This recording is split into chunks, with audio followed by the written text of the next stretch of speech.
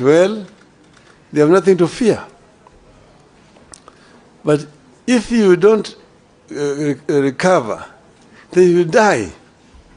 If you die, there's nothing to fear. Why? Because you will either go to heaven or to hell. If you go to heaven, there's nothing to worry about.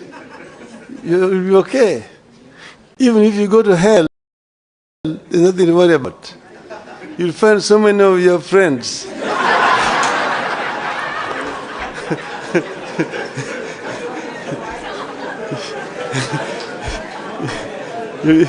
So spend a long time just greeting them. How are you? How have you been here? Before your time for the fire comes.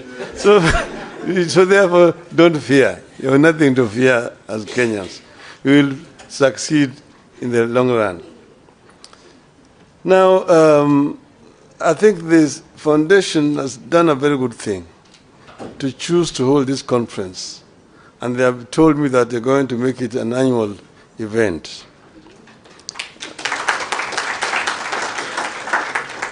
So it is my real pleasure to speak to this distinguished audience at a time the country is undergoing profound challenges with no end in sight.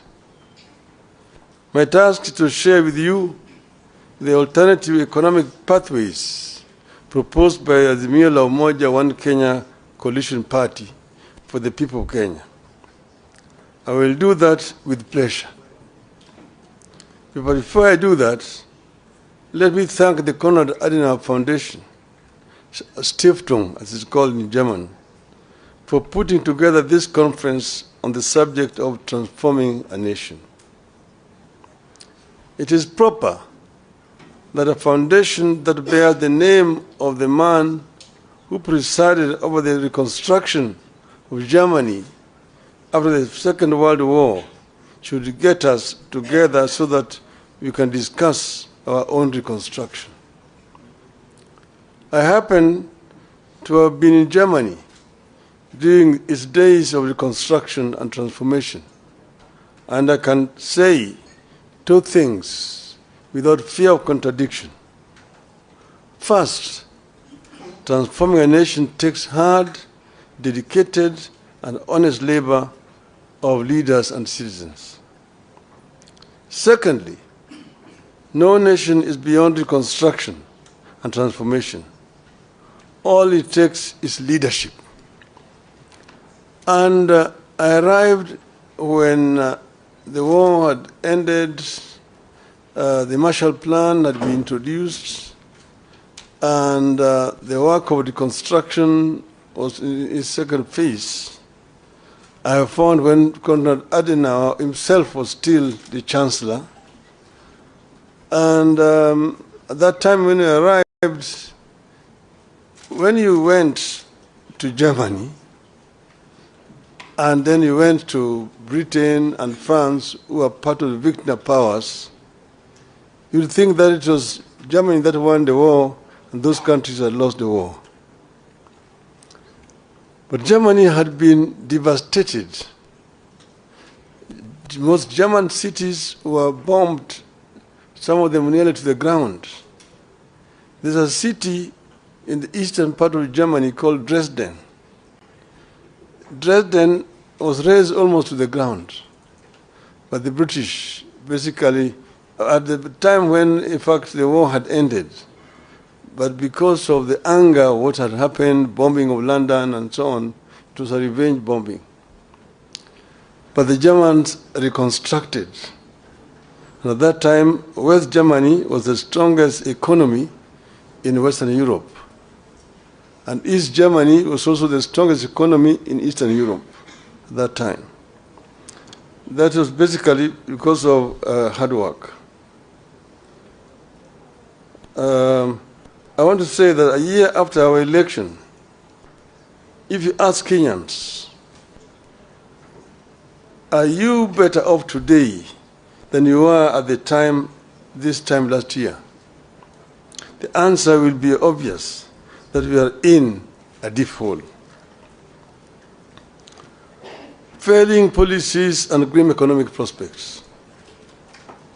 There is a devastating loss of trust and confidence in our economy, our financial markets, and our government.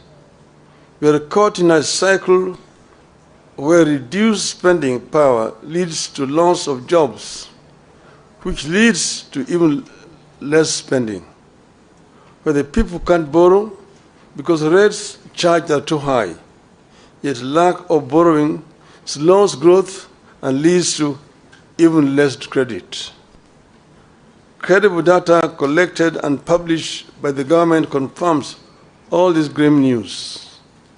And this meeting is taking place as a day after the State of the Nation address by the President. I'm going to try to answer some of the things that he said yesterday.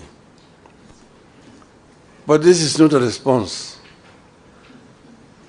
At the Hustler Fund, which was supposed to support households and micro-enterprises, default on payments at a higher rate than those at the commercial banks, SACCOs, and microfinance. Out of the Hustler Fund's outstanding, that is 10.2 billion shillings worth of loans in the last 9 months, 29% is deemed to be portfolio at risk, implying it has not been serviced by the borrowers as per agreed schedule. This means that borrowed amounts worth about 2.9 billion shillings in Hustler Fund loans fall in the category of non-performing loans. Job cuts are back to the rate where they were during the COVID. According to the CBK survey, more than a quarter of chief executives expect to cut jobs before the end of the year because of increased operating costs and softened demand for goods and services, setting up families for a gloomy festivities period. The Central Bank of Kenya is the survey that targeted CEOs of more than 1,000 private sector firms through online questionnaires shows that 26.3% of those surveyed expect to cut their workforce between now and the end of the year, while 63.5% will not be hiring any new staff. At the Nairobi Securities Exchange, some 6,256 foreign investors fled in the last 9 months. This is 42% of foreign investors in the country. This exodus is a result of the rapid but unstable tax policies that are scaring away foreign investors and leading to low revenue collections. In October, the same National Security Exchange was ranked the worst performing African bus in the first 9 months of the year in dollar returns. Investors prefer a country with a stable taxation policy, a stable currency, and a growing economy. The current regime is changing tax policy frequently, mismanaging the shilling, and weakening economic growth. Kenyans are ditching mobile payments. A number of local SMEs using payment methods such as pay bills and Lipa na M-Pesa are now asking their customers to use cash when paying for goods and services to avoid taxation. Fuel consumption fell rapidly between January and June, dropping to the lowest levels in the more than 5 years. Up to 85% of firms are not paying corporate taxes. At least 8 in 10 companies in Kenya did not pay taxes on earnings last financial year. This signals a tough economic environment that hit sales, prompting some businesses to scale down operations. The Kenya Revenue Authority, KRA, missed its revenue target for the first quarter of the current financial year by 79 billion Kenya shillings. Of course, the story of the Kenya shilling on a free fall bears no repeating. It is obvious to everybody.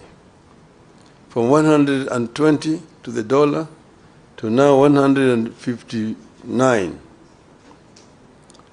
I could go on, but I beg to stop there so that we can get into what Azimio thinks.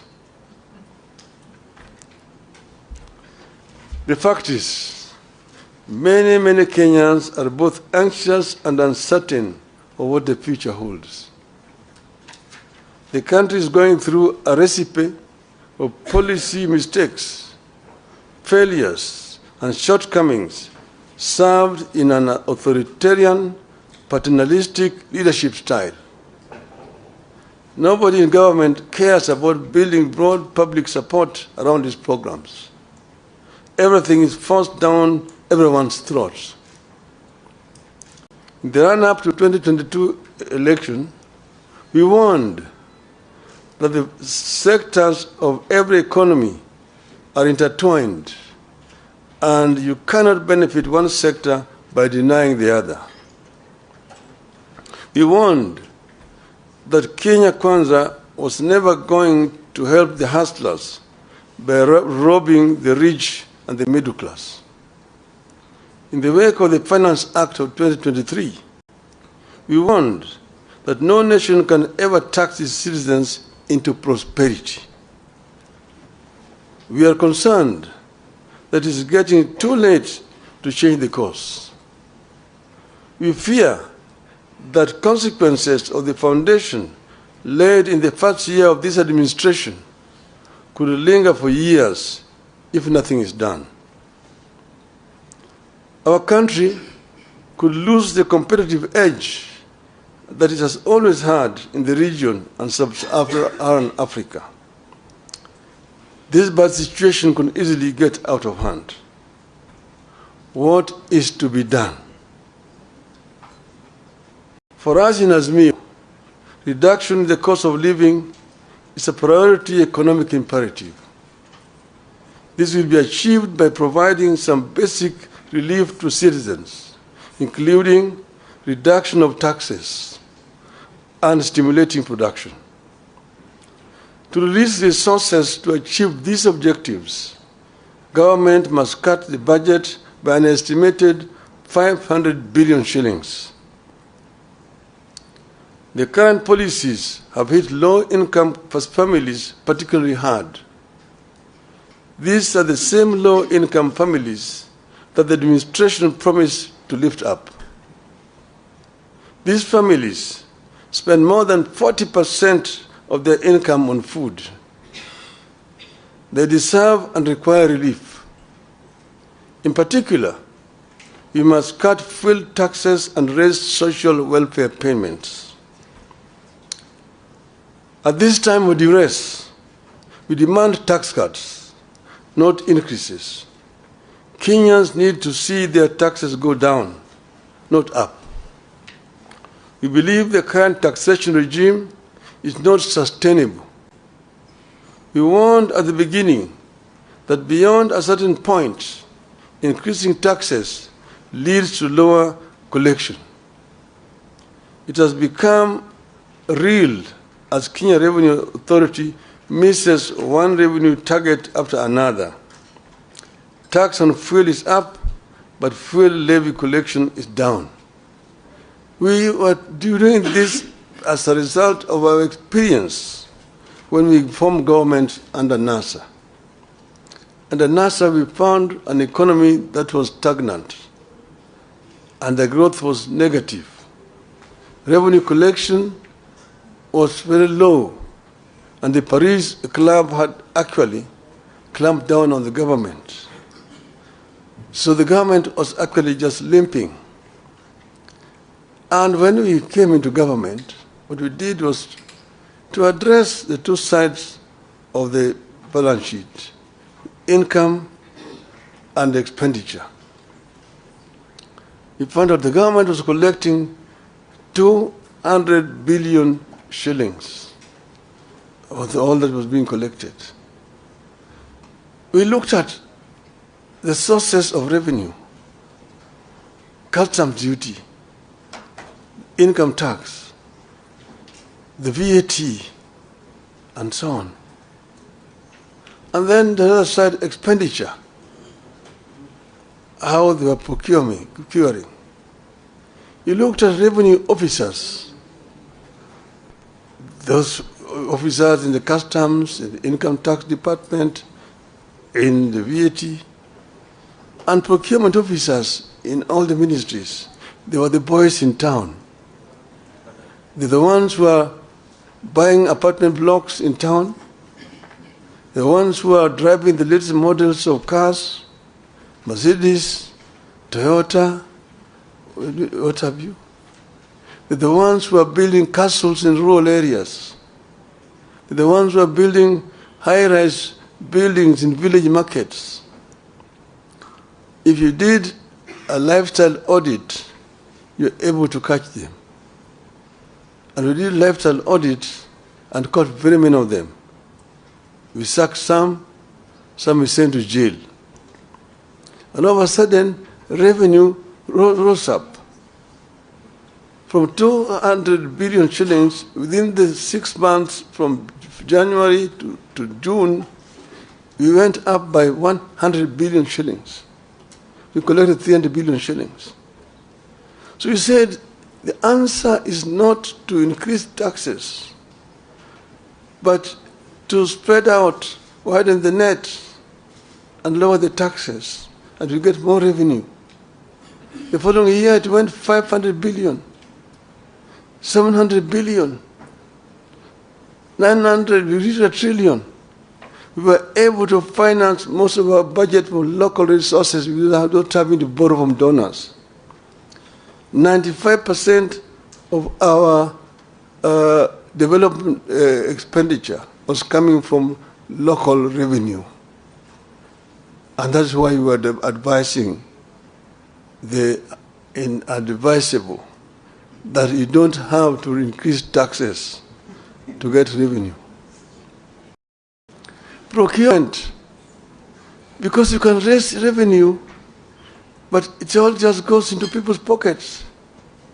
We found that under Moi, there was a procurement law which says that any item above 100,000 shillings had to procure competitively. In other words, you have to advertise in at least 3 newspapers. There must be at least 3 bidders, and you procure competitively. Each and every ministry has a procurement officer, seconded from the treasury, who was in charge. We found that each procurement officer had 3 companies registered. And there was a kind of cartel and a collusion. The one in Ministry of Finance is supplying Ministry of Education. The one in Education is supplying health. One is health is supplying roads. One road is supplying agriculture. And if you are the tender, there will be 3 companies. All those 3 belong to one person. And of course the building, the commission, which is shared among various commission officers. An item that's supposed to be procured at 100,000 shillings goes for 5 million shillings.